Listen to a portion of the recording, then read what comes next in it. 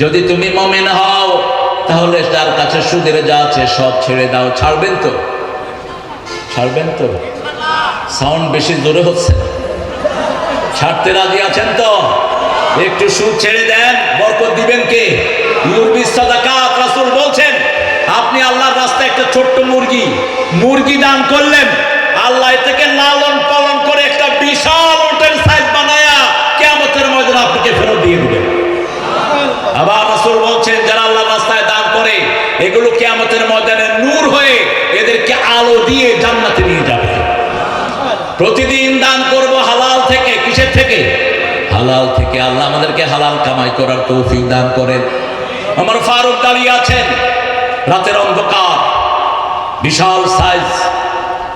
আমার ফারুক যখন এভাবে হাত তুলতেন ঘাড়ের সাথে এটা মিলে যেত। এত শক্তি আল্লাহ তার শরীরে দিয়েছেন। 2 আঙ্গুলে মানুষ তুলে এভাবে হেড দিতেন তিনি, এমনি ডরাইতো না। আমার ফারুক দাঁড়িয়ে আছেন, মাথার সামনে চুল ছিল কম, ঘাড় পর্যন্ত চুল ঝুলানো, বুক ভরা দাড়ি। আলী রাদিয়াল্লাহু আনহু বললেন ওমর আপনার তো সামনে চুল কমে গেছে, আমার গোসল করতে খুব মজা হয়। সাহাবাদের মধ্যে খুব মজা হতো। আর যাদের মোটামুটি মাথা স্টেডিয়াম তাদের তো পানি ঢাললেই মোটামুটি আর কোনো সমস্যা নেই। আমার ফারুক দাঁড়িয়ে আছেন, একটা দল ঢুকছে, আওয়াজ করলেন মান আনতুম, এই তোমরা কারা? ভিতর থেকে একজন বলছেন নাহনু মুসলিমুন, আমরা মুসলমান। তিনি আবার প্রশ্ন করলেন দুল্লানি আযামু সূরা মিনাল কোরআন, যদি মুসলমান হও কোরআনের সর্বশ্রেষ্ঠ সূরা বলো। ভিতর থেকে একজন পড়েন আলহামদুলিল্লাহি রাব্বিল আলামিন। এবার আবার তিনি প্রশ্ন করলেন দুল্লানি আযামু আয়া মিনাল কোরআন, কোরআনের সবচেয়ে বড় আয়াত, সবচেয়ে শ্রেষ্ঠ আয়াত আমাকে বলে দাও। ভিতর থেকে একজন পড়ছেন আল্লাহু লা ইলাহা। পারেন তো? আপনারা এত ভদ্র হয়ে গেছেন, আওয়াজই নাই, এত মানুষ, কোনো আওয়াজ নাই। ভালো, একটু জোরে বলো তো আল্লাহু লা ইলাহা ইল্লা হুয়াল হাইয়ুল কাইয়্যুম। এটা আল্লাহর সিফাতি নাম। কোরআন শরীফে 2 জায়গায় আল্লাহ হাইয়ুল কাইয়্যুম শব্দ 3 জায়গায় ব্যবহার করেছেন। প্রথম ব্যবহার করেছেন আয়াতুল কুরসিতে 255 হুয়াল হাইয়ুল কাইয়্যুম। এরপরে ব্যবহার করেছেন সূরা তাহার 111 নম্বর আয়াত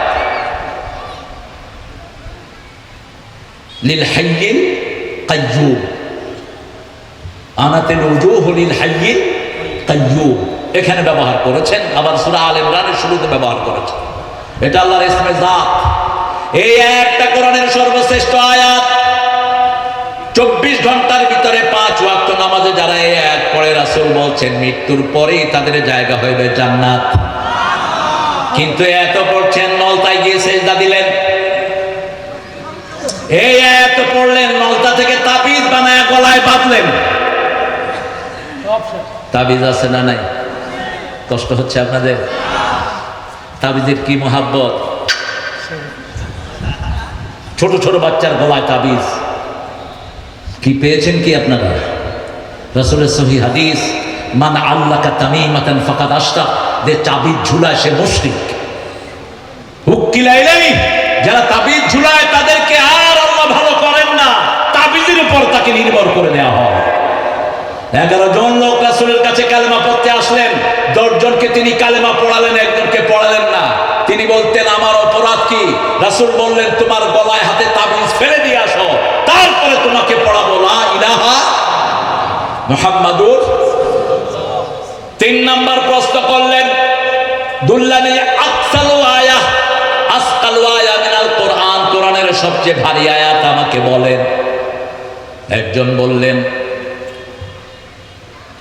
فمن يعمل مثقال ذرة خيرا يره ومن يعمل مثقال ذرة شرا يره। এর চেয়ে ভারী আয়াত কোরআন আর একটাও। যারা পরিমাণ আমল দেখা দিবেন কে? যারা মানে যেটা খালি চোখে দেখা যায় না, রাসূল নামলা বালু উড়িয়ে দিলে ভারীটা নিচে পড়ে যায়, একটা বাতাসে ঘুরে বেড়ায়, আমরা খালি চোখে দেখি না। এটার নাম হলো জাররা। এটার নাম কি? জাররা।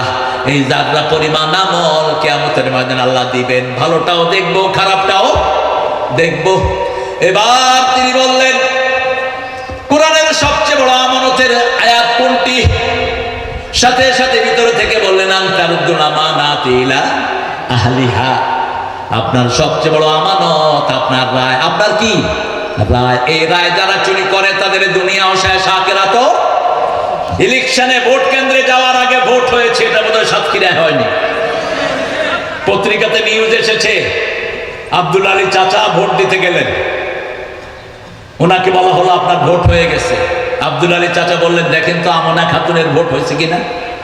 বলছে ওনারটাও হয়ে গেছে। এবার চাচা কাঁদা শুরু। কয় বাবা কাঁদেন কেন? কয় আমেনা বেগম 10 বছর আগে মারা গিয়ে আমারে ছেড়ে গেছে, ভোট দিতে আসতে পারলো, আমার কাছে আসতে পারলো না।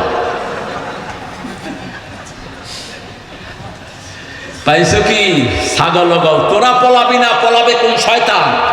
তোদের মতো শয়তান শয়তানও না, ঠিক তো ঠিক? শয়তান এত বড় শয়তান না, তোরা যত বড় শয়তান। একটা মানুষ জলজন্ত মানুষকে মেরে এরপরে মিথ্যা কথা বলে চলে যাবা? তুমি তো এমনি মোটা হয়ে গেছো, বসো। তুমি চলে গেলে আমার ছোটবেলার বরকত চলে যাবে।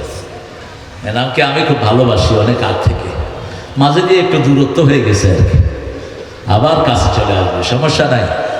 আল্লাহ আমাদের সবাইকে কবুল করুক। আপনাদের এই সমাবেশ কতদিন ধরে আমি মিস করেছি। ঝাউডাঙ্গাতে আমাকে যতবার এনেছেন, আমার প্রিয় ওস্তাদ আমাকে এনেছেন আব্দুল বারী হাফিজাহুল্লাহ। আল্লাহ হুজুরের সকল ইলমি খিদমতকে কবুল করুন। এবার ওমর ফারুক বললেন, আনতা ইবনে মাসউদ। অন্ধকার, একজন আরেকজনকে দেখছেন না। যখন এতগুলো প্রশ্নের উত্তর দিয়ে দিলেন, নিশ্চয়ই তিনি প্রশ্নকর্তা, তিনিও জ্ঞানী, তিনি উত্তরদাতা, তিনিও। এবার ওমর বলেন, আনতা ইবনে মাসউদ, তুমি কি ইবনে মাসউদ নাকি? সাইজে ছিলেন খুব ছোট, পা গুলো ছিল খুব শুকনা। কোন কোন সাহাবী বলতেন, ইবনে মাসউদ আপনার পা তো ছাগলের পায়ের মতো। রাসূল শুনে বলতেন, শুনো আমার প্রিয় সাহাবীরা, এই শুকনা পা কিয়ামতের ময়দানে উহুদ পাহাড়ের চেয়ে ভারী হয়ে যাবে। ইবনে মাসউদ তেলাওয়াত করতেন, রাসূল শুনতেন আর কাঁদতেন, আর বলতেন, ইবনে মাসউদ আতলু আলাইয়া মিনাল কুরআন, তুমি কোরআন থেকে তেলাওয়াত করো, তোমার তেলাওয়াতের সাথে জিবরাইল আমিনের তেলাওয়াত মিলে যায়। কত বরকতি মানুষ, সাহাবীদের জীবন পড়বেন। সব সাহাবী আমাদের কাছে আদর্শ, ঠিক কিনা? একজন সাহাবীর অপমান আমরা সহ্য করব না। কিন্তু গত 17 বছর আলেমের বইতে লেখা ছিল সন্ত্রাসী মুআবিয়া, অথচ প্রতি জুমায় ওমর ইবনে আব্দুল আজিজ একটা সুন্নত করে গেলেন। ওমর ইবনে আব্দুল আজিজ পঞ্চম খলিফা, এজিদ খুতবাতে আলীকে লানত দিত, হাসান হুসাইনকে লানত দিত। সেখানে ওমর ইবনে আব্দুল আজিজ ঢুকালেন, আল্লাহ আল্লাহ ফি আসহাবি লা তাত্তাখিযুহুম গরাদাম মিন বা'দি ফামান আহাব্বাহুম ফাবিহুব্বি আহাব্বাহুম ওয়া মান আবগাদাহুম ফাবিবুগদি আবগাদাহুম খায়রুল কুরুনি করনি সুম্মা আল্লাযীনা ইয়ালুনাহুম সুম্মা আল্লাযীনা ইয়ালুনাহুম। রাসূল বলছেন, আমার আল্লাহর কসম করে বলছি, সাহাবীদেরকে যারা নিন্দার পাত্র বানাবে, আমার নিন্দা তাদের জন্য থাকবে। সাহাবীদেরকে যে ভালোবাসবে, আমার ভালোবাসা তাদের জন্য থাকবে। আল্লাহু আকবার। খায়রুল কুরুনি করনি, সর্বশ্রেষ্ঠ যুগ নবীর যুগ, ঠিক না ঠিক? তারপরে সাহাবীদের যুগ, তারপরে তাবেঈদের যুগ। আল্লাহ আমাদেরকে এই 3 যুগকে অনুসরণ করার তৌফিক দান করেন। দুইজনকে আলিঙ্গন করলেন। সূরা ফাতিহা যখনই কেউ পড়া শুরু করে তার সাথে কথা বলেন কে? মুসলিম শরীফের হাদিস, আল্লাহ বলছেন, কুসিমাতিস সালাতু বাইনি ওয়া বাইনা আবদি নিসফাইন, আমার মধ্যে বান্দার মধ্যে আমি সালাতকে 2 ভাগে ভাগ করে নিয়েছি। এক ভাগ বান্দা পড়বে, এক ভাগ আমি আল্লাহ পড়ব। যখনই বান্দা বলে আলহামদুলিল্লাহি রাব্বিল আলামিন, বলেন আলহামদুলিল্লাহি রাব্বিল আলামিন। আল্লাহ বলেন হামিদানি আবদি, আমার গোলাম আমার প্রশংসা করেছে। আবার রাসূলকে দিয়ে আল্লাহ শোনালেন, যখনই কেউ আলহামদুলিল্লাহ পড়ে, কিয়ামতের ময়দানের মিজান আল্লাহ তার সওয়াব দিয়ে ভরে দেয়। যখন আলহামদুলিল্লাহ সুবহানাল্লাহ একসাথে পড়ে, তামলাউ মা বাইনাস সামাই ওয়াল আরদ, আকাশ জমিনের এই খালি জায়গা সওয়াব দিয়ে ভরে দিবেন কে? পড়েন আলহামদুলিল্লাহ, পড়েন সুবহানাল্লাহ, আরো জোরে পড়বে। কেন পড়াচ্ছি জানেন? আমাদের তো সময় কম, নামাজের পরেই আমরা কি করি জানেন? শোনো না, শোনো শোনো শোনো শোনো শোনো শোনো শোনো। আর যাদের তসবিহ আছে মুখ বন্ধ, কইলাম কই চাচা, কই ভিতরে চলতেছে। ভিতরে কি তুই নন ফিট করছো? তুই হ্যাঁ, কেন আপনি স্পষ্ট তসবিহ করবেন না কেন? আবু বকর রাদিয়াল্লাহু আনহু মসজিদে নববীতে এক কোণায় বসে তিনি তসবিহ করছেন। রাসূল বলছেন, মা বিকে আবা হুরায়রা। হুরায়রা মানে কি? বিড়াল। বিড়াল ডাকবেন ঘরে তিনটা কারণে। কয়টা? তিনটা কারণ। রাসূল বলছেন, যে ঘরে বিড়াল থাকে জিন ঢুকে না। বিড়ালের চোখের এই দৃষ্টি জিনটা সহ্য করতে পারে না। 2 নাম্বার, যে কোনো বিষাক্ত প্রাণী ঘরে ঢুকলে সবার আগে টের পায় কে? বিড়াল। যেখানেই থাকুক, একটা সাপ ঢুকবে, ও এসে সাপের মাথার কাছে, এই কই যাস? সাপ যখন এমনি উঠাই দিবে, থাবো, পারুক আর না পারুক। ঠিক না ঠিক? আপনি হাত উঠাইবেন, আপনাকে সোয়ার মারবে। এটার নাম কি? বিলাই। বাঘের ঠালা তো ভাই বলে। এরপরে এটার মতো ভদ্র প্রাণী আর নাই। পেশাব পায়খানা করলে কি করে? কি করে? আর আপনারা কি করেন? এই যে বাগানের রাস্তার পাশে যে পেশাব পায়খানা করেন, ঢাকেন আপনারা? আপনাদের চেয়ে ভদ্র বিল। আবু হুরায়রাকে বললেন, কি করো? আবু হুরায়রা বললেন, বেহেশতে গাছ লাগাই। রাসূল সাল্লাল্লাহু আলাইহি ওয়াসাল্লাম বলেন, আসো বড় গাছ লাগায়া দিব। কত বড় গাছ? ওই গাছের ছায়া 700 বছরে দৌড়ালে ঘোড়া শেষ করতে পারবে না। এত বড় গাছ, কত বড় ফল, 70 রকমের ফল, এক এক ফলে 70 রকমের মজা। আবু হুরায়রা বলেন, ইয়া রাসূলুল্লাহ লাগায়া দেন। রাসূল বললেন, সুবহানাল্লাহ, পড়েন আলহামদুলিল্লাহ, আল্লাহু আকবার, লা ইলাহা ইল্লাল্লাহ। এখন আপনাদের সবার জন্য কয়টা গাছ? 4টা গাছ তৈরি হল। 7 আসমানে একজন নবীকে পেলেন, সাইয়েদনা মুহাম্মদ সাল্লাল্লাহু আলাইহি ওয়াসাল্লাম। ওনার নাম হলো ইব্রাহিম। উনি গাছের ছায়ায় বসে আছেন, অনেকগুলো শিশু বাচ্চা ওনার পাশে। জিজ্ঞেস করলেন, মান হাদার রাজুল? উনি কে? ওনার চেহারা স্বরূপ দেখতে তো আমার মতোই লাগে, আমি আর ওনার মধ্যে অনেক মিল। বলছে, ইনি হলেন আমাদের জাতির পিতা সাইয়েদনা ইব্রাহিম। ইব্রাহিম আলাইহিস সালাম রাসূলের হাত ধরলেন আর বললেন, ও মুহাম্মদ শুনো। বাইতুল মামুরের পাশে গিয়ে বসলেন রাসূলকে নিয়ে। বললেন, শুনো, তোমার উম্মতকে 3টা কথা বলবা। কয়টা? 3টা কথা বলবা। প্রথম কথা বলবা, জান্নাতটা একটা খালি জায়গা। জান্নাতটা কি? খালি জায়গা। ওটাকে ভরতে হবে দুনিয়া থেকেই। এখানে আপনি আমল করবেন, জান্নাতে কাজ বানাবেন কে? এখানে আমল করবেন, জান্নাতে নদী বানায়া দিবেন কে? এখানে আমল করবেন, জান্নাতে বাড়ি বানায়া দিবেন কে? যেমন কুল হুয়াল্লাহ যারা 10 বার পড়ে সূরা ইখলাস, তাদের জন্য জান্নাতে একটা প্রাসাদ হয়ে যায়। নামাজে যারা একজন আরেকজনের সাথে লেগে যায়, তাদের জন্য জান্নাতে একটা প্রাসাদ হয়ে যায়। আবার রাসূল সাল্লাল্লাহু আলাইহি ওয়াসাল্লাম বলছেন, আপনার কোনো আদরের সন্তান মারা গেল, আপনি আল্লাহর কাছে কোনো অভিযোগ না দিয়ে, চিৎকার না করে, চুল না ছেড়ে আপনি আস্তে আস্তে কাঁদবেন আর করবেন, ইন্না লিল্লাহি ওয়া ইন্না ইলাইহি। রাসূল সাল্লাল্লাহু আলাইহি ওয়াসাল্লাম বলছেন, এদের জন্য আল্লাহ বলবেন, জান্নাতে একটা বাড়ি বানায়া দাও। ওই বাড়িটার নাম হবে বাইতুল হাম। কি বাড়ি? বাইতুল হাম। সেজন্য আবার রাসূল সাল্লাল্লাহু আলাইহি ওয়াসাল্লাম বলছেন, 5 ওয়াক্ত নামাজের পরে যারা 12 রাকাত সুন্নাত পড়বে, আল্লাহ তাদের জন্য জান্নাতে একটা বাড়ি বানায়া দিবে। সাহাবায়ে কেরাম বলেন, ইয়া রাসূলুল্লাহ, 10 বার পড়লে সূরা ইখলাস জান্নাতে বাড়ি হবে, আমি যদি বেশি পড়ি? রাসূল বললেন, বেশি বাড়ি আল্লাহ বানিয়ে দিবেন। আল্লাহর কাছে জায়গার কোনো অভাব? কথা বলেন না, জায়গার কোনো অভাব? এক আকাশ কত বড়, বিজ্ঞান ঠিক করতে পারেনি। আকাশ কত বড়, বিজ্ঞানের বাপেরও ক্ষমতা নাই এটার সাইজ ঠিক করা। শুধু বিজ্ঞান এতটুকু বলেছে, আকাশে যে তারাগুলো আছে, মিটিমিটি যে তারার আলো পৃথিবীতে আসে নাই, এই একটা ছোট্ট তারা 13 লক্ষ পৃথিবীর চেয়ে বড়। এখন আকাশে তারা কয়টা? কয়টা? আল্লাহ ছাড়া আর কেউ জানে না। আবার আজকের বিজ্ঞান বলছে, একটা মানুষের ব্রেন পচে গেছে, ডাক্তার 100 ডাক্তারের গবেষণা, সেই লোকটা যদি প্রতিদিন সকালে আয়নার সামনে দাঁড়িয়ে বলে, আমি ভালো হয়ে গেছি, আমি ভালো হয়ে গেছি 4 বার। কয়বার? 4 বার। 4 সংখ্যাটা কেন নিলেন? 4 সংখ্যাটা দিতেন রাহমাতাল লিল। রাসূল বলছেন মান সাফারা লিয়াহদিহি ফাহুয়া শয়তান, যে একা সফর করে সে শয়তান, যে 2 জন সফর করে সেও শয়তান, যে 3 জন সফর করে মুমিন, 4 জন সফর করে আফদল। যখন কোথাও পাঠাতেন রাসূল কয়জন পাঠাতেন? 4 জন, অথবা 40 জন, অথবা 400 জন, অথবা 4000। এখন পৃথিবীর আর্মিরা এই সংখ্যাটাই গ্রহণ করে। কারণ কি? কারণ হলো রাসূল সাল্লাল্লাহু আলাইহি সাল্লামের নাম কোরআনে কয়বার এসেছে? 4 বার। এটা আমার বিচার, এটা আমার অ্যাসেসমেন্ট। সূরা ইখলাসে আয়াত কয়টি? কথা বল না, কয়টি? আসমানি কিতাব রাসূলের উপর নাযিল হয়েছে কয়টি? 4টি। 4-এর একটা বিরাট সংখ্যা। 40 বছর বয়সে সব নবীরা কি পেয়েছেন? তবে জন্ম থেকেই সবাই নবী। জন্ম থেকে সবাই কি নবী? ঈসা আলাইহিস সালাম হলো তার দলিল। ঈসা আলাইহিস সালাম মায়ের কোলে 3 দিন অথবা 40 দিন তিনি পাহাড় থেকে নেমে আসলেন। ইন্নী নাযারতু লির-রাহমানে সাওমা, আমি মানত করেছি আমি কথা বলবো না।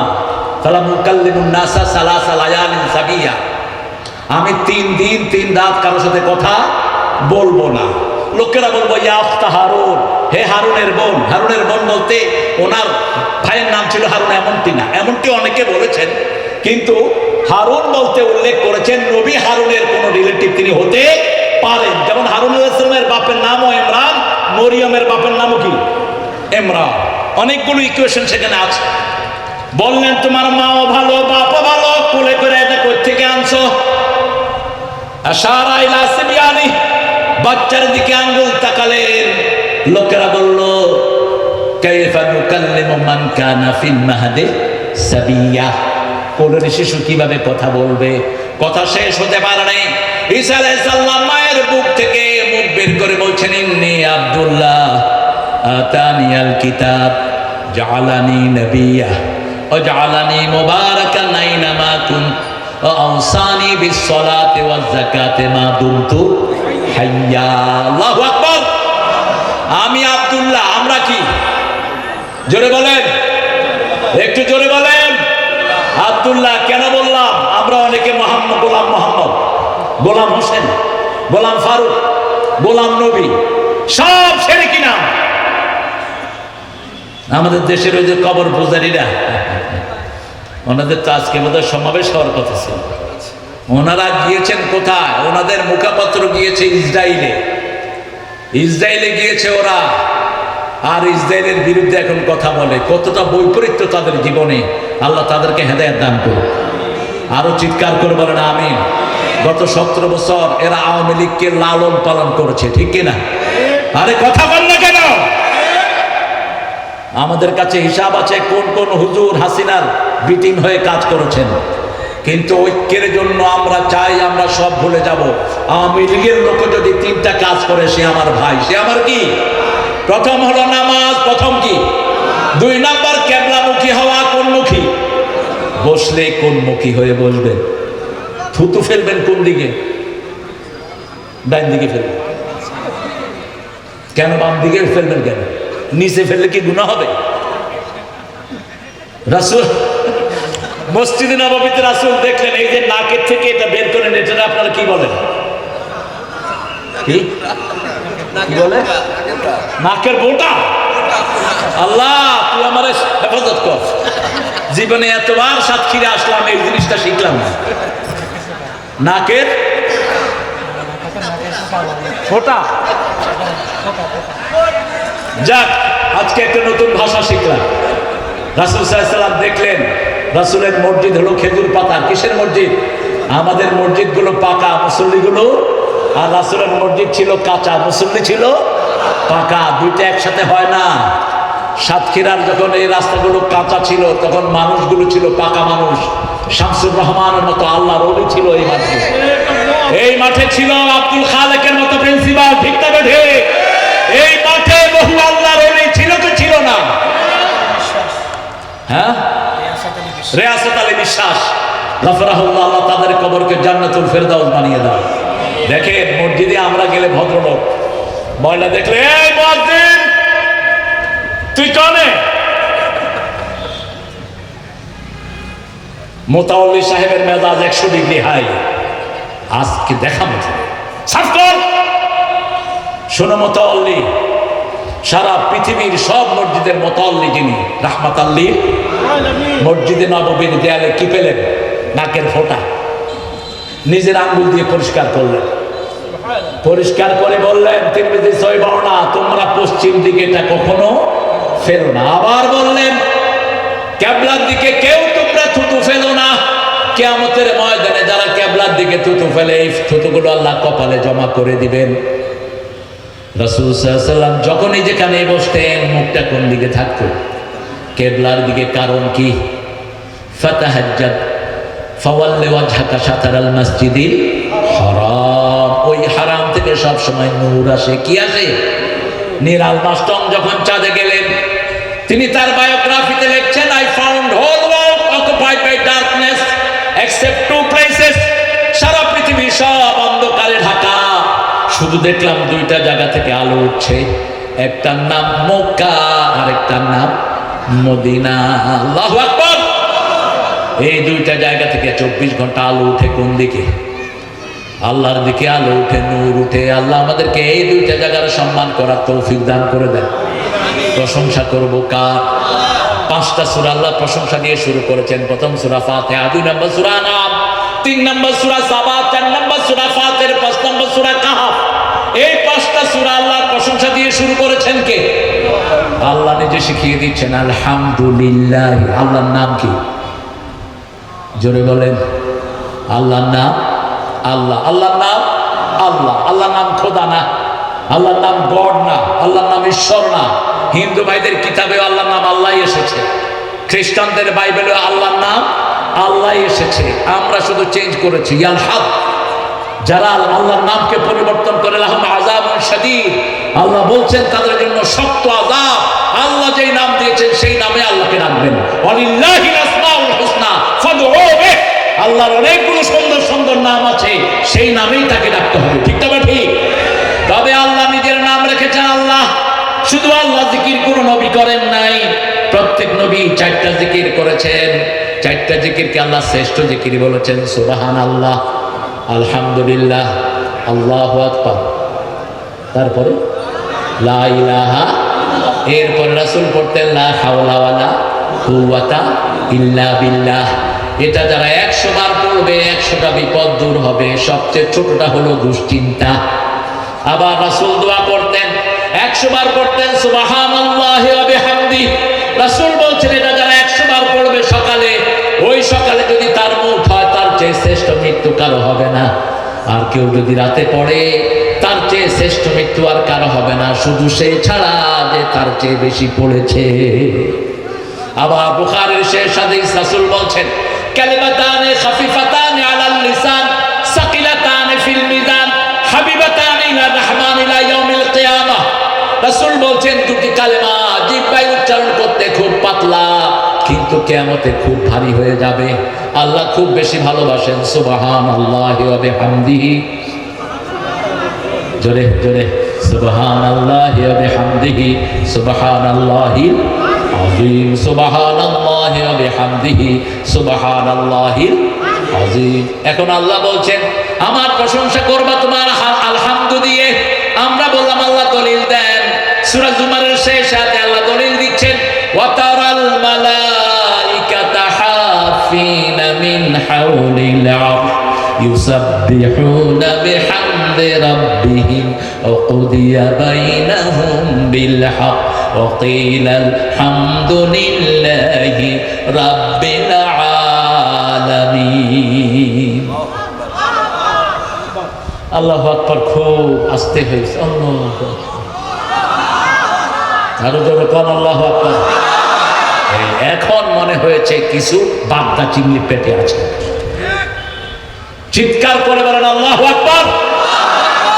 এবার বলছেন সূরা সাফফাতের শেষ আয়াত, সুবহানা রাব্বিকা রাব্বিল ইজ্জাতি আম্মা ইয়াসিফুন ওয়া সালামুন আলাল মুরসালিন আলহামদুলিল্লাহি রাব্বিল। ঘুম থেকে উঠে রাসূল বলতেন আলহামদুলিল্লাহ। কি বলতেন? আর ওই যে ডাক্তাররা বলছে আপনি যদি আয়নার দেখে 4 বার বলেন আলহামদুলিল্লাহ। আপনার ব্রেনকে ভালো করে দিবেন কে? এক একটা ব্রেনের ভিতরে 2700 কোটি ব্রেন থাকে। আপনি যখন আলহামদুলিল্লাহ বলবেন, আজকের মেডিকেল সায়েন্স বলছে একটা ব্রেন জাগ্রত হয়, আর একটা যখন জাগ্রত হয় আরেকটাকে ধাক্কা দেয়, ধাক্কা দিতে দিতে 2700 কোটি ব্রেনকে তাজা করে ফেলে। আবার ইবনে মাসউদের বর্ণনা, রাসূল বলছেন কেউ যখন তাহাজ্জুদের নামাজে দাঁড়াবে, তাকবীরে তাহরিমা বেদে প্রথম আলহামদুলিল্লাহ পড়বে 10 বার, সুবহানাল্লাহ পড়বে 10 বার, আস্তাগফিরুল্লাহ পড়বে 10 বার, লা ইলাহা ইল্লাল্লাহ 10 বার। তাহলে এই নীতি যদি কেউ ফলো করে তার শরীরটাকে ভালো রেখে দিবেন কে? আবার 13 মিনিটের একটা গবেষণা করলেন, কয়েকশো ডাক্তার 13,000 লোকের উপর, তাদের বয়স হলো 10 থেকে 20, 20 থেকে 40, 40 থেকে 60, 60 থেকে উপরে। গবেষণা করে দেখা গেল যারা 8 মিনিট আল্লাহ জিকির করে, কয় মিনিট?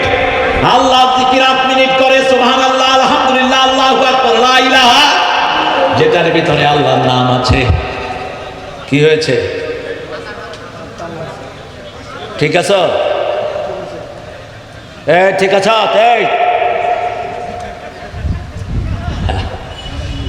কয় মিনিট?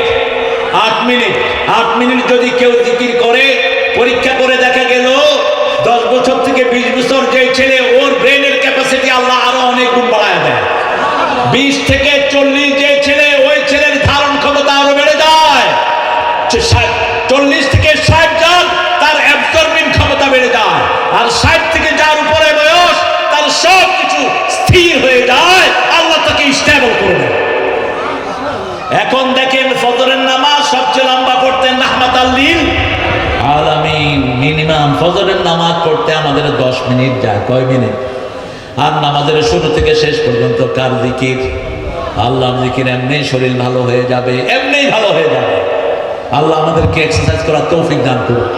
আমার কাছে একটা মাসলা এসেছে, আপনাদের একজন ইমাম বলেছেন কোন লোক আত্মহত্যা করলে, কোন বেনামাজি অথবা আরো কি এদের জানাজা তিনি পড়বেন না। হ্যাঁ, তেনার মাসলা ঠিক আছে। রাসূল বলছেন আমি পড়বো না, তোমরা পড়ো। যে লোকটা আত্মহত্যা করেছে ওই লোকটার জানাজা ওখান থেকে মুহাদ্দিসিনে কেরাম নিয়েছেন, যারা ফেমাস, যারা মশহুর, যারা একটা কথা বললে দলিল হয়। যেমন আল্লামা সাইদির কথা আমাদের জন্য দলিল, ঠিক না ঠিক? তিনি বলেছেন এই বামপন্থীরা শুনো, তোমরা আছো আগায়, আমরা আছি গোড়ায়। তোমরা আগাবাদী, আমরা গোড়াবাদী। বেশি তেড়িবেড়ি করবি, গোড়া ধরে না দেবো, মামু বাড়ি দিল্লি গিয়ে পড়বি। কথা ঠিক আছে তো? এমন সময় আসবে উন্দুরের গর্ত তালাশ করে পাবা না, ঠিক না ঠিক? মনে হয় আজকের দিনটা দেখে দেখে কথা বলছেন। বগুড়ার এক মাহফিলে তিনি বলছেন, আমি পাশে বসা, বলছেন আমাকে যদি মারা হয় অথবা খুন করা হয়, 1 বছরের মধ্যেই যেই দল আমাকে খুন করবে তাদেরকে আল্লাহ নিশ্চিহ্ন করে দিবে। 15ই আগস্ট বিষ প্রয়োগে তাকে শহীদ করা হলো, ঠিক কিনা? 5ই আগস্ট এই দলের নাম নেয়ার মতো বাংলাদেশে আর কেউ কথা কন না কে? আমরা কিছুই করি নেই। তবে প্রিয় ভাইয়েরা শুনো, তোমরা যারা নামাজি কিবলামুখী হও, আল্লাহর তরিকায় জবাই করো, তোমরা আমাদের ভাই, তোমরা আমাদের কি ভাই। তোমাদের সাথে আমাদের কোনো দুশ্মনী নাই। বিখ্যাত লোকেরা যেমন সাইদি সাহেবের মতো বিখ্যাত লোক, উনি যেন না পড়ায়, উনি যেন কোনো আত্মহত্যাকারী জানাজা না পড়ায়, উনি যেন কোনো রেগুলার নামাজ যারা ছেড়ে দেয় এরকম লোক বেশি না কম জুমা পড়ে আমাদের অধিকাংশ লোকেরা। কইলাম ভাই জুমা কেন? কয় হুজুর এই সপ্তাহ থেকে এই সপ্তাহ বাঁধ দিছি, মধ্যখানে যাবে কেন? কি বুদ্ধি দেখে! রমজানের প্রথম 3-4 দিন মসজিদে কোনো জায়গা, মধ্যখানের দিকে ফাঁকা, আবার শেষের দিকে 27 লাইলাতুল কদর হবে না, দিতেই হইবে, দিতেই হইবে। রাসূল পালন করতেন 10 দিন, আর এরা কয় লাইলাতুল কদরে দিতেই হইবে। পাইছো কোনে আল্লাহর ওলিরা? শবে বরাত শাবান মাস রাসূল পালন করতেন 30 দিন। কয় দিন? 30 দিন রাসূল রোজা রাখতেন, আর এরা মধ্যখানে 2 দিন রোজা রেখে কয় হালুয়া রুটি খাওয়াও। আমার রাসূলের আদর্শ যেটা সেটাই আমরা গ্রহণ করবো। আল্লাহ তো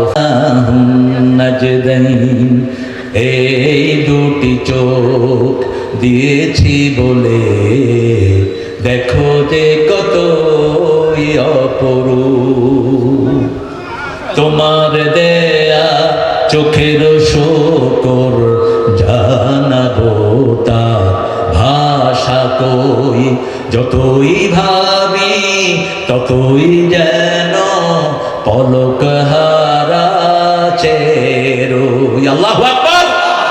রাসূল বলছেন যার একটা চোখ আল্লাহ নিয়ে যাবেন একটা জান্নাত তাকে দিয়ে দিবেন, যার একটা পা আল্লাহ নিয়ে যাবেন তাকে একটা জান্নাত দিয়ে দিবেন।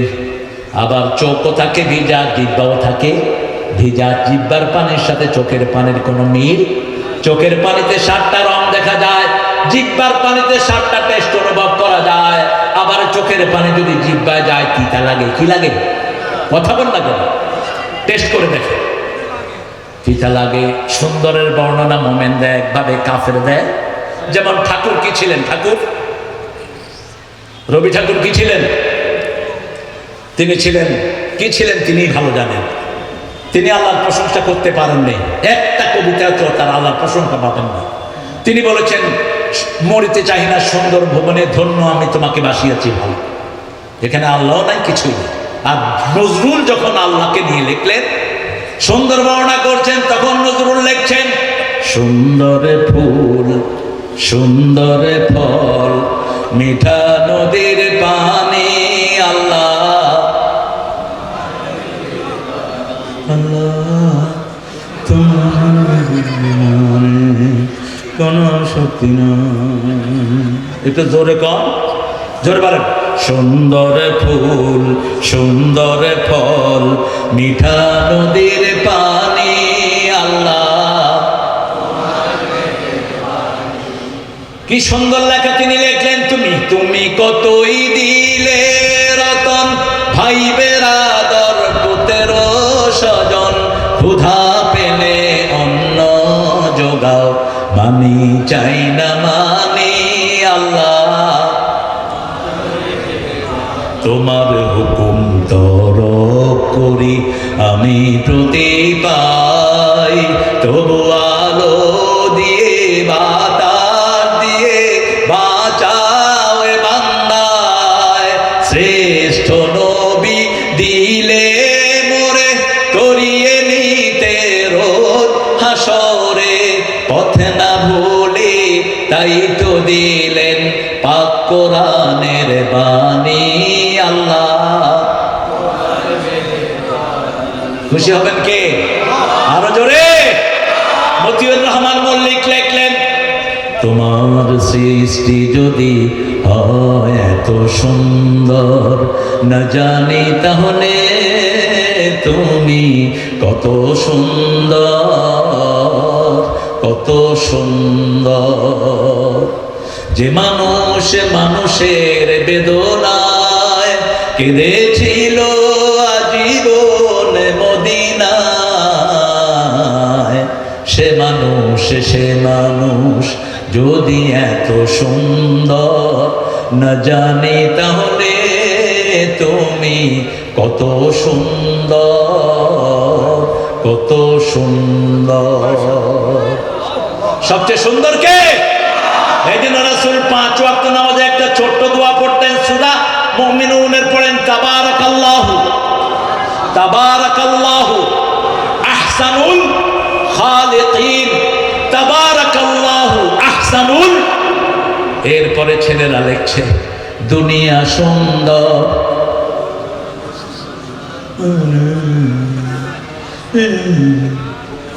আল্লাহ হেদায়েত করুক আপনাদের।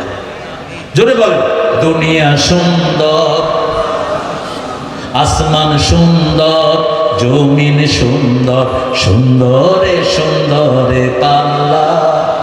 জানি না কত সুন্দর তুমি আল্লাহ, জানি না কত সুন্দর তুমি আল্লাহ। লা ইলাহা আলহামদু রব্বিল। তিনি রব। তিনি কি? আল্লাহকে রব মানেন তো? মানেন তো রব? গত 17 বছরে পরীক্ষা হয়েছে কারা আল্লাহকে একটা ছেলেকে 52 দিন অজ্ঞান করে রাখা হলো, তার পেশাবের রাস্তা দিয়ে লোহার তার ঢুকিয়ে দেওয়া হলো, তার প্রত্যেকটি আঙ্গুলের ভিতরে সুই ঢুকিয়ে দেওয়া হলো, নখগুলোকে টেনে উপড়ে ছিঁড়ে ফেলা হলো। কি নাম? 52 দিন অজ্ঞান। কতদিন? শুধু একটা কিছু চেয়েছে, আল্লাহকে রব মানা ছেড়ে দাও, কালেমা ছেড়ে দাও। যখনই জ্ঞান ফিরে এসেছে আবার সে বলেছে লা ইলাহা ইল্লাল্লাহু মুহাম্মাদুর রাসূলুল্লাহ সাল্লাল্লাহু। আল্লাহকে যারা রব মানে তাদের কোনো ভয়। এখন দেলোয়ার আছে না নাই? দেলোয়ার এখানে এমপিতে খাড়াইছে। হ্যাঁ, দেলোয়ার যখন খাড়াইছে ওর অপোনেন্টের ঘুম হারাম, ও শুধু আবে বলতেছে একবার এক একটা কর। আল্লাহ ওরে হেদায়েত দান করুক, আল্লাহ ওর মাথা ঠিক করে দেখ। দেলোয়ার শুধু রাস্তা দিয়ে হাঁটে আর গরিবেরা ওরে গিয়ে জড়ায়া ধরে, কয় তুমি সাধারণ মানুষ না, তুমি আল্লাহর বিশেষ মানুষ। এত অত্যাচারের পরেও বাঁচিয়ে রেখেছেন কে? মশিউর রহমান একটা ছেলে গান গায়, চিনেন তো আপনারা? সাতক্ষীরাতে আসে, আমার নাতি ছাত্র। কি ছাত্র? কারণ ওর শিক্ষকও আমার ছাত্র, এই জন্য নাতি ছাত্র বলছি। ভালো গায়। তো মশিউর রহমানকে পুলিশে ধরে নিয়ে 100টা বাড়ি দিছে। বললাম মশা, মশিউর রহমানের শর্ট নেম হলো মশা। তো এইগুলো রাসূলও ডাকতেন, যেমন মা আয়েশাকে ইস বলে ডাকতেন। কি ডাকতেন? ইস। আমার আম্মা আমাকে তারু বলে ডাকতেন। আমি তখন চিন্তা করতাম যে আম্মা কোত্থেকে পাইনি। শেষে দেখি হাদিস থেকে নিয়েছে। শর্ট নাম ইস বলতেন, সালিম বলতেন, সাফওয়া সাফ এইভাবে ডাকতেন, রাহমাতাল লিল আলামিন।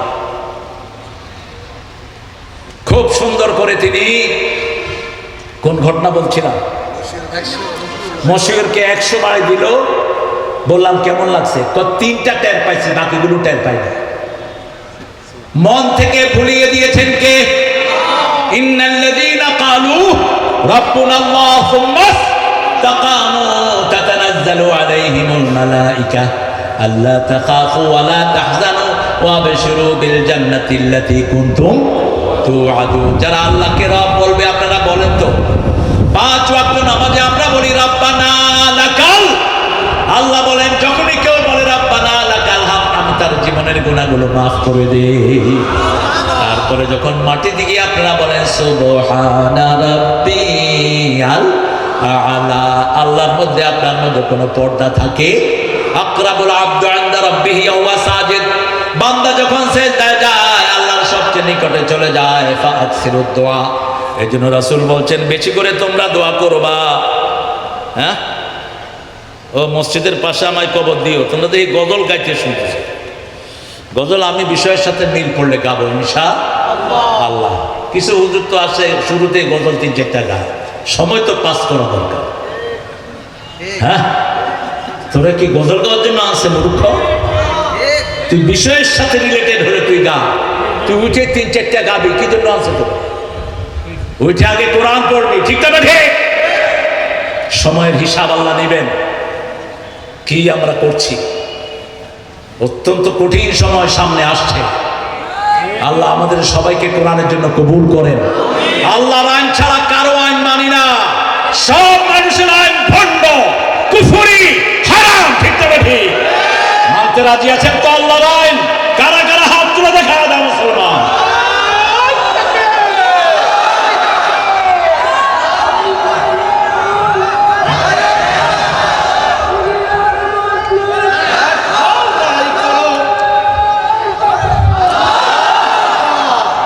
ভারতে মুসলমান নিধন করতেছে মোদির বাচ্চা কুত্তা। এই কুত্তার সময় আর বেশি দিন নাই। মুসলমানের রক্ত যেখানেই ঝরে ওই জমিন আল্লাহ মুসলমানদেরকে দিয়ে দেন। যেমন বৈষম্য বিরোধী ছেলেদের রক্ত ঝরার পরে হাসিনাকে আর আল্লাহ সহ্য করলেন না, ঠিক না? ঠিক। অথচ উন্নয়নের যে ধারা হাসিনা শুরু করেছিল, হাসিনাকে সরানোর মতো বাংলাদেশে কোনো লোক। প্রত্যেক থানায় মডেল মসজিদ আছে না নাই? কথা বল না কেন? এত রাস্তাঘাট আর কোন সরকার করেছে? এত চুরি কেউ করেছে? ওর কাজও বেশি, চুরিও। ইউনুসকে আমি হারান হয়ে গেলাম। চুরি যে কতভাবে হইতে পারে, সিটাইঙ্গের কথা কত। একটা অভিনব চুরি দেখলাম, নিজের ছেলের জন্য 3 মাসের টিউশন ফি সোনালী ব্যাংক বাংলাদেশ ব্যাংকের মাধ্যমে পাঠালো, মাত্র $3.5 কোটি। $3.5 কোটি মাত্র বাংলাদেশি 400 কোটি টাকা। কয় মাসের জন্য? 3 মাস। আমরা হতাশ নই, কারণ আমার আল্লাহর কাছে অনেক বেশি আছে। ঠিক না ঠিক? অলরেডি বাংলাদেশের মানুষ এখন সুখে আছেন না দুঃখে? গত রমজানে আলু কত খেয়েছেন? এই রমজানে কত? গত রমজানে কত কাঁচামরিচ খেয়েছেন? 300। এই রমজানে কত? গত রমজানে টমেটো কত? এই রমজানে কত? এখনো সেই সৌন্দর্য আছে না নাই? মানুষ খুশি যখন কইছে আমরা নির্বাচন চাই, এক গুলি ঝাড়ু দিয়া দৌড়ানো দিছে, তোর নির্বাচনের গোষ্ঠী। আহা, কোন সিন্ডিকেট নাই, কুত্তা সিন্ডিকেট সব শেষ। ঠিক না ঠিক? এই যে আলুর দাম 80 টাকা, পেঁয়াজ 200 টাকা, কাঁচামরিচ 150 টাকা, এই সব টাকা খেয়েছে আমি কুত্তারা। এখন দাম বাড়ে না কেন? আমি ডাক্তার ইউনূসকে পরামর্শ দিয়েছি, আপনি প্রত্যেক চাষিকে ডেকে 1 লাখ 2 লাখ করে তাদেরকে ভর্তুকি দেন। ঠিক না ঠিক? কারণ আমাদের চাষিরা আমাদের জন্য যে স্থান করেছে, আল্লাহ তুমি চাষিদের বুকটাকে আরো ভরে দাও, চাষিদের ফলনকে 1000 গুণে বাড়িয়ে দাও। আলুর কেজি এখন কত? কত? 15।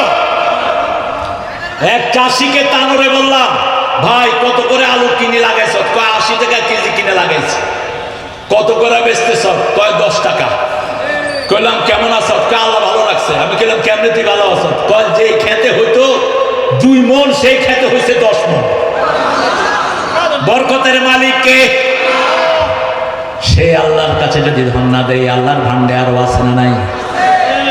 চট্টগ্রামে 400 কোটি টাকা বরাদ্দ হলো একটা কাজের জন্য, সেই কাজটা জামাতের কিছু লোক করলো মাত্র 1 কোটি টাকা। 399 কোটি টাকা সরকারি ফান্ডে জমা দিয়েছে।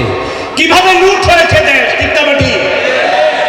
সেজন্য আল্লাহর প্রশংসা, যেখানে বরকত আছে, রমজানে বরকত বেশি না কম?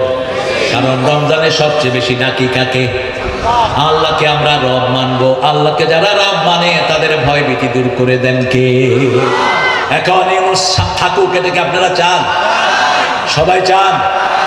গত রমজানে আমাদের কারেন্ট কতবার গিয়েছে তার কোনো হিসাব? আর এই রমজানে হইলটা কি দেখেন? আমদানি শয়তানকে দিয়েছে, আব্বানি। ওই আব্বানি শয়তান বলেছে তোদেরকে কারেন্ট দেব না। ডক্টর ইউনূস বলেছে তোর কারেন্ট দিব না। ওনারা কয়েছেন আমাদের পেঁয়াজ না গেলে আপনার না খেয়ে মরবেন, বুঝছে? আর আমরা এখন পেঁয়াজ এত খাওয়া খাচ্ছি, আমাদের পেঁয়াজ আল্লাহ ভরপুর করে দিয়েছেন। ঠিক কিনা? বাংলাদেশে কোনো কিছুর অভাব নাই, শুধু অভাব হলো নেককার মানুষের। ঠিক তবে ঠিক? অভাব হলো আব্দুল খালেকের মতো মুহাদ্দিসদের, অভাব হলো রবিউল বাশারের মতো মুহাদ্দিসদের, অভাব হলো আব্দুল বারী আল্লামার মতো লোকদের। একজন মন্ত্রী বাংলাদেশের ইতিহাসে 75 লক্ষ টাকা নিয়ে সরকারি ফান্ডে জমা দিয়েছেন। মন্ত্রী পরিষদের সচিব যখন তিনি টাকার ঝুড়ি জমা দিচ্ছেন, তাকিয়ে আছেন আর বলছেন স্যার কি? বলছে সরকারি টাকা আমার মন্ত্রণালয় ছিল, এটা বেঁচে গেছে। মন্ত্রীর নাম কি? আহা, কেঁদে দিলেন সচিব। মন্ত্রী পরিষদের সচিব কেঁদে দিলেন, বললেন শুনেছি, আমরা সাহাবীদের জীবনে শুনেছি, আর বাস্তবে কিছু নমুনা পাচ্ছি। আল্লাহু আকবার। মন্ত্রীর আগেও সম্পদ নাই, পরেও সম্পদ নাই। আলী হাসান মুজাহিদের একটা ছোট্ট ঘটনা বলে আমি সামনে যাচ্ছি। উনি মন্ত্রী হওয়ার পরে আমি ওনার কোলে চলেছি। মন্ত্রী হওয়ার পরে নামাজে ঢুকছেন। আমি চিন্তা করলাম চাচার জুতাটা আমি নিয়ে যাই, এটা আদব। আমি যদি পাই আমি আমার হুজুরের জুতাও নেব, এটা আদব। আমি জুতা তালাশ করতেছি, চাচা বলেন কি তালাশ করো? আমি বললাম আপনার জুতা কই? কুত্তাও নেবে না, যাও। একজন মন্ত্রী উনি নামাজ পড়ে এসে বাহিরে নামাজের অনেকের জুতা থাকে কিনা, রিক্সাওয়ালা, তারপরে বিভিন্ন শ্রমজীবী মানুষ, ওদের যে স্যান্ডেলগুলো থাকে, ওই স্যান্ডেলের সাথে ওনার স্যান্ডেল তালাশ করতেছে। আমি বললাম চাচা, বলছে বাবা এই স্যান্ডেল পায়ে দিয়ে অনেক আরাম, চুরির ভয় নাই, যেখানে সেখানে ফেলায় যেতে পারি। আর ভূমি মন্ত্রী 3 বার তার সততার জন্য হাসিনা তারে পুরস্কার দিচ্ছে। কয়বার? 3 বার। লন্ডনে তিনি এক বাসায় পালিয়েছেন, জাজিরার রিপোর্টার গিয়ে দেখে ওনার জুতাটা খুব সুন্দর। বলছে hey man, your shoe is so trendy, তোমার জুতা অনেক সুন্দর। Do you know how much cost is it? এটা কত দাম জানো? মাত্র 10,000 পাউন্ড, অর্থাৎ 15 লক্ষ টাকা ওনার জুতা। তোর বাপের টাকা। ইংল্যান্ডে দেখা গেল তিনি 350টা বাড়ির মালিক, অথচ তিনাকে সততার জন্য কয়বার পুরস্কার দিয়েছে? 3 বার পুরস্কার দিয়েছে। তাহলে আমাদের নিজামে কি কি দেওয়া দরকার? দুনিয়ার কোন পুরস্কারে তাদের দরকার নাই, আল্লাহর কাছে পুরস্কারের অভাব নাই। যখন ঘোষণা হলো তিনাকে 3 ঘন্টা পরে ফাঁসি দিবে, তিনি মুচকে এসে বলেন আলহামদুলিল্লাহ রাব্বিল আলামিন। জল্লাদ বলছে আপনি কি বলছেন? মৃত্যুর খবর শুনে আলহামদুলিল্লাহ পড়েছে, আমরা দেখি নাই। বলছে এই দিনটার জন্যই 60 বছর আল্লাহর কাছে দোয়া করেছি। গোসল করলেন, ওযু করলেন, সুন্দর করে 2 রাকাত নামাজ পড়লেন। ছেলে গিয়েছে, বলছে বাবা আল্লাহর সাথে দেখা করব, কি ড্রেস পরলে ভালো হয়? ছেলে আলেম ব্যারিস্টার। ছেলে বলছে বাবা আল্লাহ সুন্দর সুন্দরকে পছন্দ করেন, আপনি সাদা টুপি, সাদা পাঞ্জাবি আর সাদা পাজামা পরে যাবে। অনেক আলাপ করলেন, বললেন বাবা তোমার আম্মাকে নিও না, আমার জামাই আমার ছেলে, এই জন্য খুব কাছ থেকে আমি দেখেছি, তোমার আম্মাকে নিও না, কষ্ট হয়ে যাবে, তুমি আমার জানাজাটা পড়ায়ও, আর এই জাতিকে পৌঁছে দিও আল্লাহর রাস্তা ছাড়া বাঁচার আর কোনো পথ নাই। আমরা সবাই কোরআনের রাস্তায় আসবো তো? আসবো তো? একটু আরেকবার একটু হাত তুলে দেখা যায় আল্লাহ বলিনা। আল্লাহ আপনার এই প্রিয় মানুষগুলোকে আপনি কবুল করেন। গত 17 বছর এরা বড় নির্যাতন সহ্য করেছে। গত 17 বছর এই সাতক্ষীরার উপরে, ঝিনাইদহের উপরে সবচেয়ে বেশি বিপদ দিয়েছে। আল্লাহ সবার জীবনের গুণাগুলো আপনি মাফ করে দেন। হাতগুলো নামায়, তিনাকে যখন নিয়ে যাচ্ছে ফাঁসি দিবে, তিনার মুখে জিকির লা ইলাহা। বলছে হাত ছেড়ে দাও।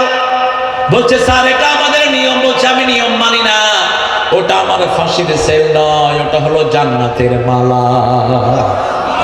গলাটা লাগালে আস্তে করে ঠোঁটের ব্লাড ছেড়া পড়ছে লা ইলাহা লা ইলাহা ইল্লাল্লাহু মুহাম্মাদুর রাসূলুল্লাহ সাল্লাল্লাহু। আল্লাহ আমার রব, এই রবি আমার সব। আমাদের সবকে আল্লাহর শিক্ষা ব্যবস্থা ছাড়া কারো শিক্ষা ব্যবস্থা মানি? শিক্ষা ব্যবস্থা দিয়ে রব প্রথম কথা শুরু করেন ইকরা বিসমি রাব্বিকাল্লাযী। আজকে শপথ নেব আমাদের প্রত্যেকটা ছেলেকে হাফেজ বানাবো। কি বানাবো?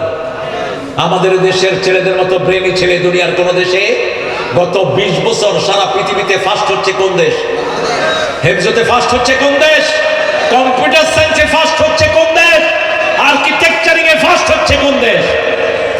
আমাদের স্কুলের ছেলেরা যদি কোরআন মুখস্থ শুরু করে মাদ্রাসার ছেলের চেয়ে বেশি হবে না কম?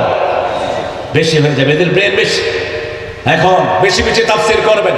দেখেন এখানে আজকে এই মাহফিলটা যারা শুরু করেছে, যারা আঞ্জাম দিচ্ছে, এই যে নাজিমের মতো ছেলেরা, তারপরে আশরাফের মতো ছেলেরা, এই ছেলেগুলো, জায়েদের মতো ছেলেরা, এই ছেলেগুলো সব যুবক। এই যুবকরা যদি এখানে না থাকতো, থাকতো কোথায়? ঘরে। ঘরে থাকলে কি করতো? ছোলা পান। ঘরে থাকলে কি করে? এই জানি রে মার মার না।